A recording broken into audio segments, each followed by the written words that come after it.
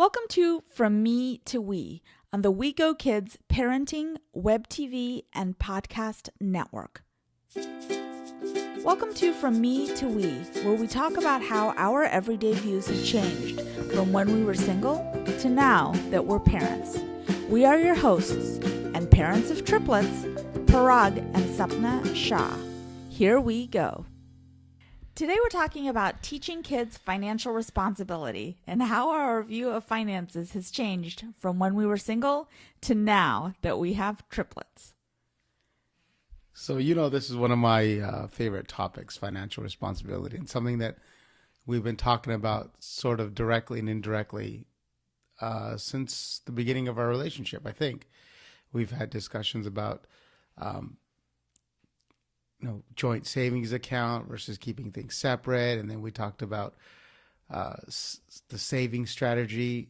And it stems back from, I think, when we were being raised and how my parents instilled financial responsibility with us, with me, my sister. And one of the things that I remember early on was we each had piggy banks. We had these big plastic lion-shaped piggy banks, one for me and one for my sister, and we had our names written on the bottom of it, and our goal was always to have that thing filled up as full as possible. And we would keep it in our closets, and we would put coins or whatever we found or whatever we earned and whatever was gifted to us. If family friends came over and they gave us something, we would wad up the bills and stuff it through the hole, and then our objective was not to take it out. And eventually it got to a point where we couldn't even lift the piggy banks because it was full of coins, and it was really heavy, and we couldn't bring it down from the closet. We'd have to get help from my parents. So at that point, my dad got us a joint savings account. So I had a joint account with my mom, and my sister had a joint account with my dad. And we would back in those days, I don't know if you remember, but they gave us bank books. It was a bank book that came with its little plastic folder, and we had the bank book came as a part of the savings account. And every time you go to the bank, we would go to the teller and we'd ask her to update our bank book. And what she would do is she would run it through the computer, and the computer would print out with its old dot matrix printer. Mm-hmm. It would print out all the interest we earned that month and any deposits we've made, and at the end, it would tell us our total. So it would tell us our principal. It would tell us how much interest we earned, and it would show us our balance. And it was really cool to see at a young age that we would put in $20, and at the end of the year, we'd get minuscule amount of interest. It'd be like $20.75 or something. And we didn't do anything, but we just kept this money with the bank, and it grew. And I think that was a really important lesson early on, to see how saving early has consequences later in your life. And, I try to do the same thing. We try to do the same thing with our retirement account and with our Roth IRA and all that thing, all those vehicles for investment. But one thing that we've not really struggled with, but we've discussed a lot, was how do we teach our kids that, and when's the appropriate age? Well, you and I grew up in very different ways when it came to financial responsibility, because while you remember the going to the bank and having your own personal savings account, I was an only child, and so I never had a piggy bank or an allowance or anything. But where my education came from was my parents were entrepreneurs, and we had a hotel business, and my trips to the bank were with my dad when he was going to make a cash deposit. And so I remember him going to the bank, everybody in the bank knowing his name, all of the tellers. He knew every teller by name, all about their families. And it was kind of a social trip along with accomplishing a financial task. He used to let me help him fill out the deposit slip, and then I'd get the receipt before we left, and I'd put it in the bank folder. What are those things called? The bags the bank bags. Oh, with those the zipper on it? Yeah, with the zipper on top. And so I'd put that in the, close up the zipper like I was safeguarding a big secret, and then go home. And then my mom would tell, well, we had a specific place for the bag to go. And so I'd have to put it back. And that was my first memory of kind of introducing finances into my world. And you're right. Like, I think coming from different backgrounds and different upbringings when it comes to financial responsibility, we have to now figure out with the triplets how to navigate what we are going to do with them, because we come from different places. And you know what else has really changed? And I think, I mean, you kind of alluded to that. I don't know if it was in a discussion after we recorded the financial responsibility parent talk, or if it was during, but we were talking about the value of $1. And I remember back when I was little, we used to get Bazooka Joes for a penny, and then they went up to 2 cents. So when you found money or you saved money, it was something you can do with it. Like now, like in Canada, where I grew up in Canada, about 5, 6, 7 years ago, they got rid of the penny out of the system. So there's no penny now. Everything is on the nickel denomination. So if like, the penny means nothing. Nothing costs a penny, right? There used to be a jar right next to the teller at the local convenience store where it's two candies for a penny. So if the teller gave you change back, you can give them a penny back and take these 2 little candies, which were like breath mints, but it was something for a penny. And now you can't even get anything for $1. Like you go to the grocery store, a chocolate bar costs $1, and then you have to pay tax. So it's like nothing's $1. So how do you show that even though it has no value in its smallest denomination, like a penny or a nickel, but it adds up? It adds up to $1. It adds up to something bigger. How do you instill that in kids, and what age do you start? I think was a good topic you guys discussed on Parent Talk, and I think Ryan, I mean, I really like what Ryan said, and I think the question was, when do you start teaching them financial responsibility? And Ryan was like, the first time his daughter said, "I want something," and at that point he's like, well, if you want it, you have to earn it. And the discussion you guys had about what that meant was I think it was a really interesting take on the when and how to teach them financial responsibility. My biggest takeaways from Parent Talk, and when I had the honor of interviewing Rebecca Walser on Raising EI, where she talked about starting really early.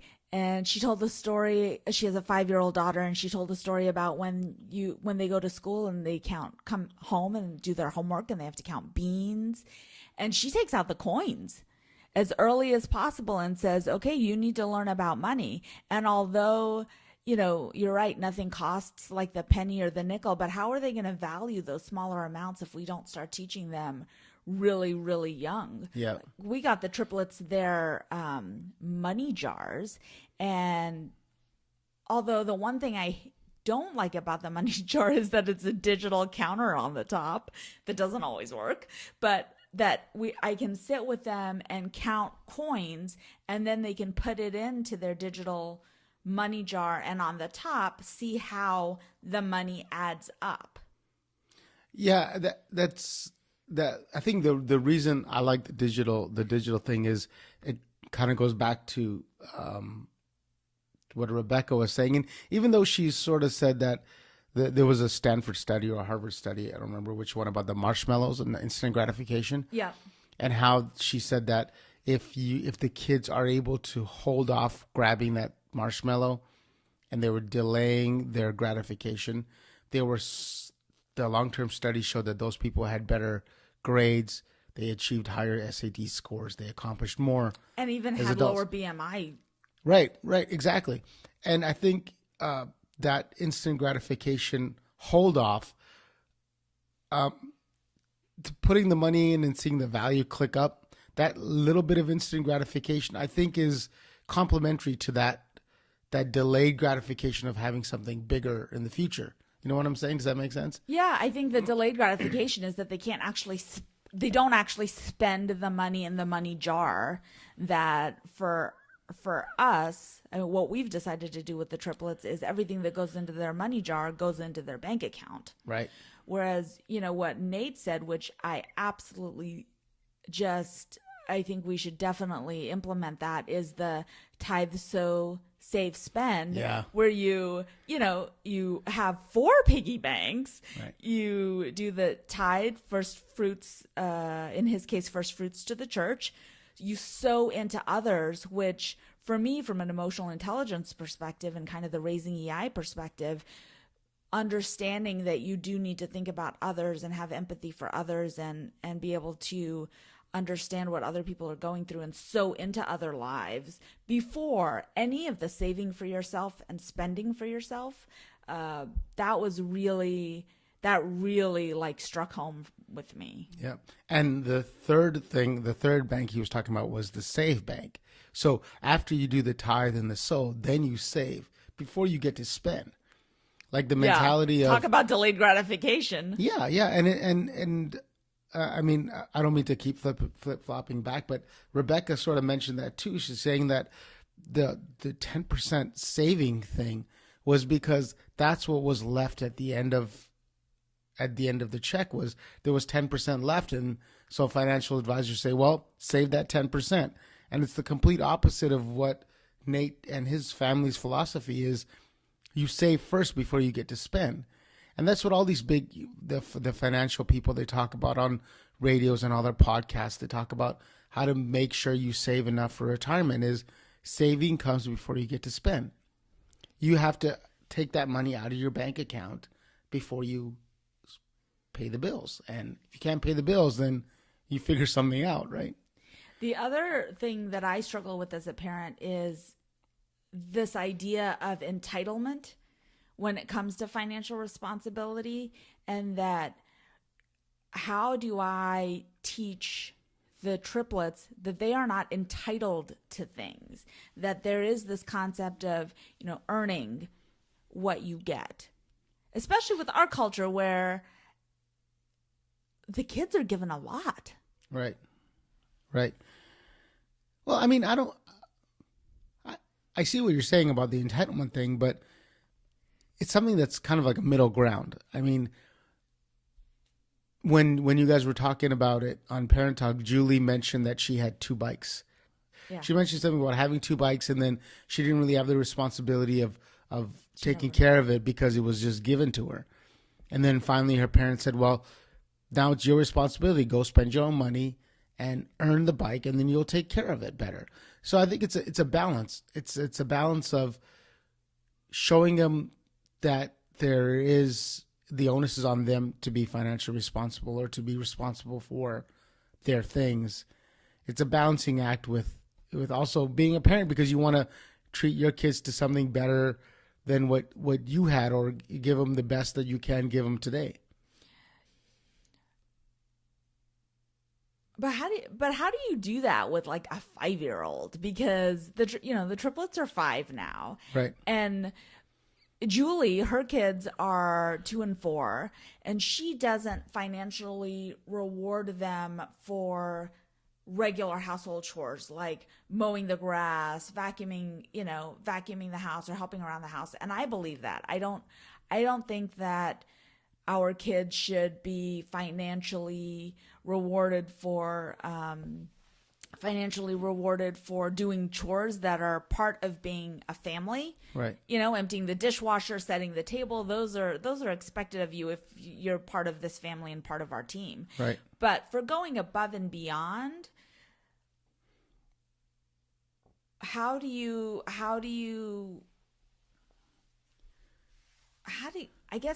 here's my fear. How do you financially reward a child for going above and beyond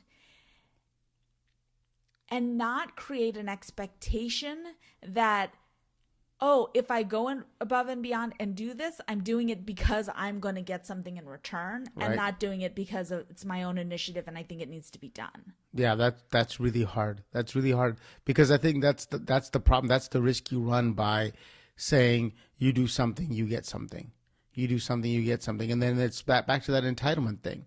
Like, then they're only going to do something if there's something for them.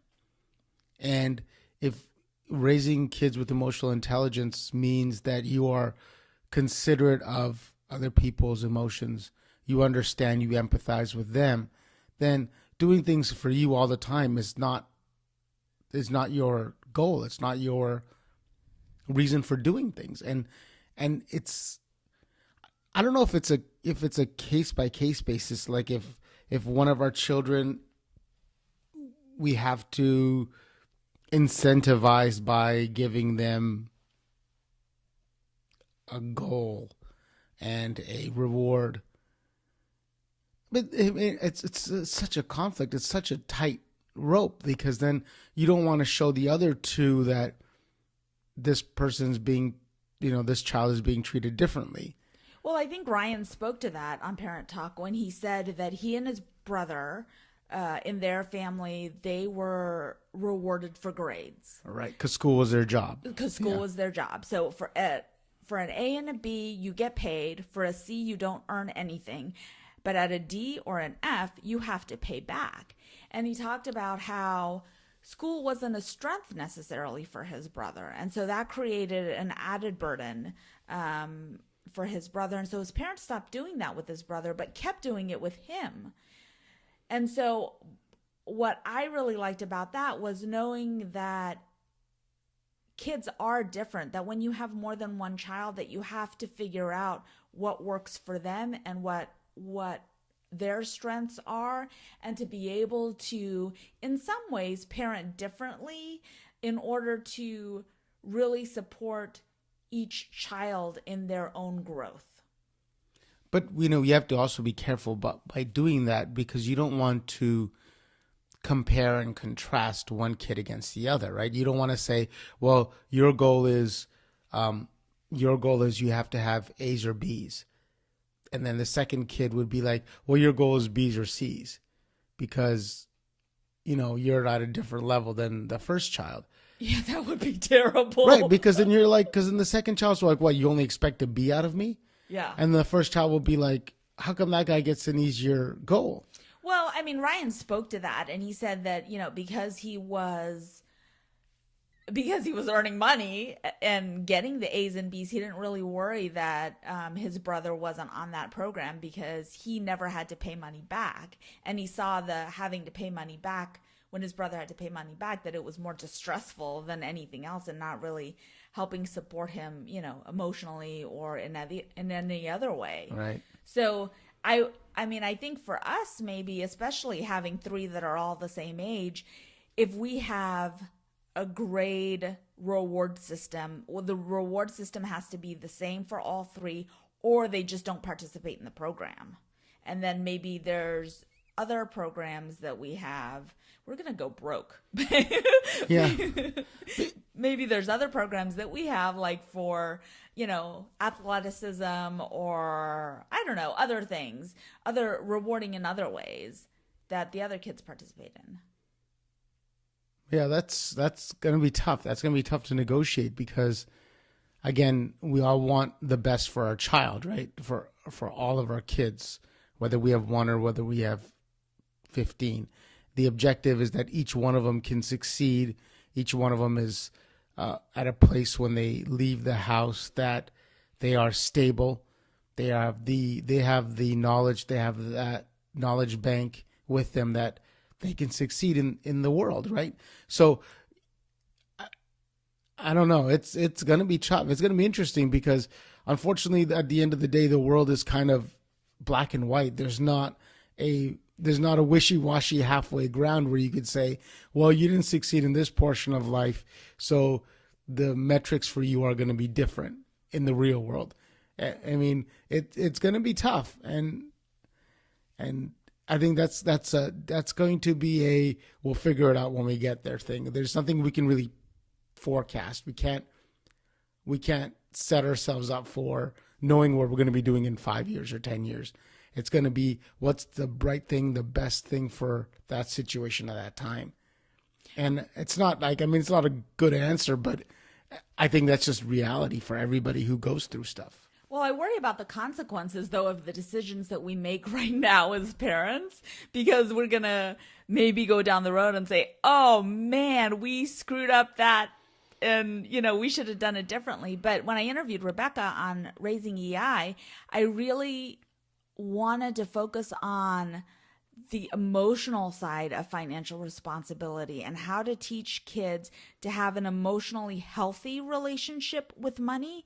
And so that's why I like when Ryan talked on Parent Talk about having different programs for different kids, because then they don't feel penalized financially, and that they build an emotionally healthy relationship with money. And I think it will benefit them as they get older. It's kind of like one of the reasons I enjoy what you guys have started with Parent Talk and what you're doing with Raising EI is, and it's going to be it's going to sound funny, but it's like you're telling everybody that these are the ways that it works for every family, right? This way works for Nate and his family. This works for Ryan and his family. This works for you and our family, and this works for Julie and her family. And then it goes back to what Durga was talking about in this segment when she was showing how one of her strategies with feeding her family was, this is what we're eating as a family, but you get to pick and choose what works for you, right? Yeah. So here's what we're eating. These are the elements that go into the dish, and if you don't like one thing, I want you to try it. I want you to try a little bit of it, but it's your choice what works best for you. And it's kind of like what we're doing here. It's like, this is what is out there, and take what works best for you, and have that little knowledge in the back of your mind, like, hey, this is a different strategy that I could come to later on. And I think it's really eye opening, and it gives you more of a sense of we can do this. It's not completely out of hand. It's not, you don't have to feel like a quote unquote failure in the financial department, no matter where you are financially or where you are in terms of your goals as a parent. What you can do is you could set your kids up for success. And how do we do that? I think that's what we're going for here, and that's what you're doing with these shows that we're putting together. So I really liked what Rebecca was saying about the vision board. Yeah, that was one of my favorite parts of the interview with her. When she started talking about a financial vision board, it like blew my mind, because I would never ever have thought that, for children who are young, who are still learning concepts of finance and grasping what money is and how to achieve financial goals, that you can actually create a financial vision board for your child to really help them visualize what that looks like. And that's the free download from the Raising EI episode this week, is how to create a financial vision board for your child. I think that was one of the best little nuggets, or the little takeaway that I got was, I think it works for kids and it works for parents too, because there was a coworker that I worked with at a previous company, and they would have a poster of Aruba or something in their office. I mean, that's a financial vision board. That was his goal. Like, in 2 years, I'm taking my family to Aruba. And every day when he came in, he sat down and he would breathe or whatever to get ready for the day, and he'd look at this picture of Aruba. And we kept saying, oh, what, you're already transporting yourself? You still got to finish 8 hours of work, right? You can't go to Aruba right now. You got to still do work. But I think that was his vision board. And I think it's really important that every day, whether your goal is to save for retirement, whether your goal is to teach your kids how to save, or the value of money, I think if you have a vision that you look at every single day, it's a subconscious reminder of, hey, we need to do this. And it kind of takes this one big ultimate goal that you have and breaks it down into really small, achievable pieces.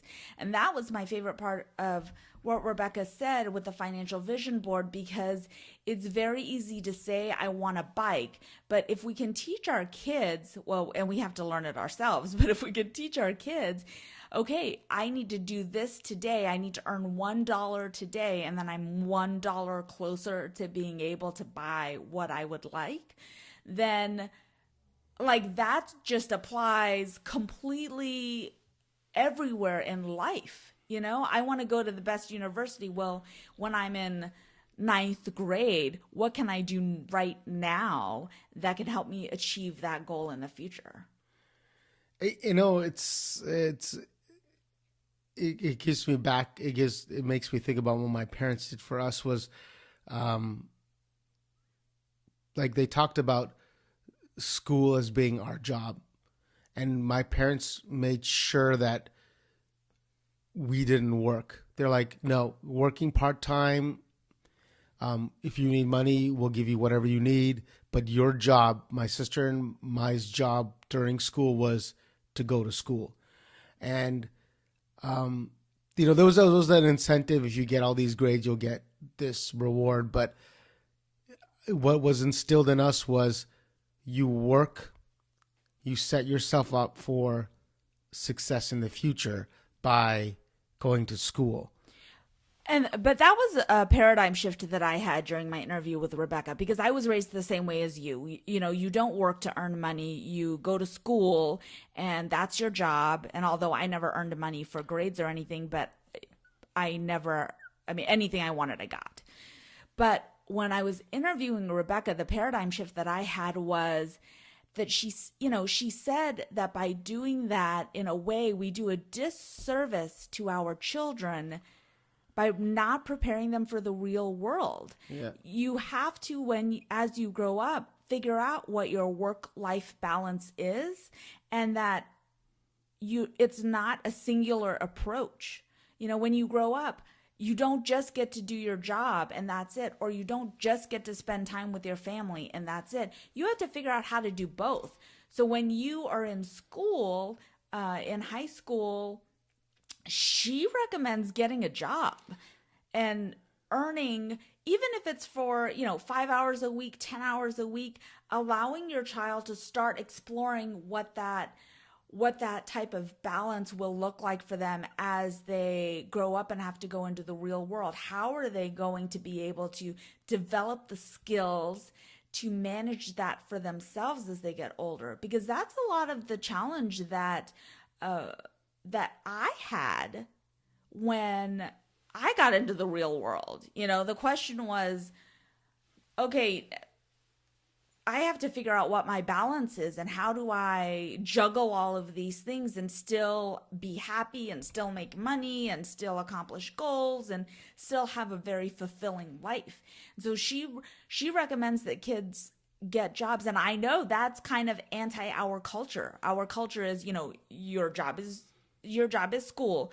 But I think that I kind of feel like now letting them work, letting them volunteer and earn some money, I or think something that's better. like that. I like that much better because if you want to instill that school is your job, then you can't say, well, you need to have two jobs. I mean, I like the school is your job, volunteering is your work. Like you are, what we're going to do is we're going to set up a volunteer schedule every week from Thursday at 4:30 to Thursday at 6:30, you're volunteering. That is your quote unquote job. Your job is school. You're gonna work, you're gonna focus on school, but volunteering is also your job. And you are expected to be there. You're expected to accomplish something just like you would at a regular job. And I think volunteering also will give you instill that work for others mentality. I think that was a really good conversation you had with her. Is like, yes, job is a really good way while you're at school to earn that sense of work ethic and balance and how to schedule everything.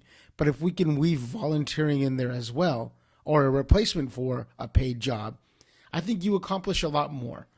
And that feeds kind of into our emotional intelligence approach to parenting, where we focus on, teaching our kids that we need to really be aware of others and help others as much as possible.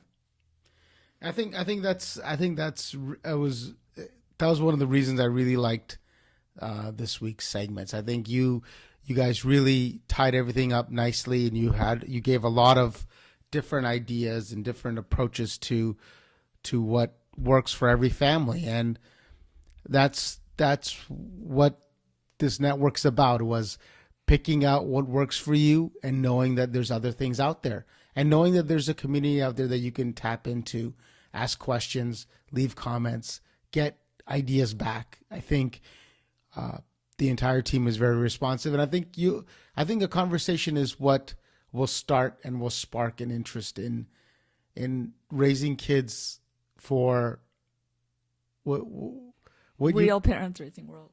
Go ahead. Real parents raising future world changers. Yeah, that's one of the best slogans I've heard. So I think that's really cool, and I think that's what the goal is here. So, thanks. It was a good week. Can't wait till next week. Yep.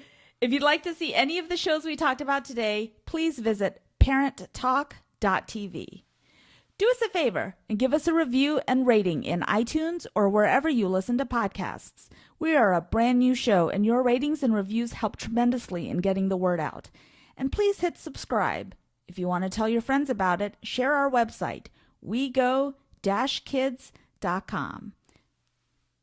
Please subscribe, leave a rating and review, and tell your friends. That's all for today. Thank you so much for listening. We'll see you on the next episode of From Me to We, and away we go.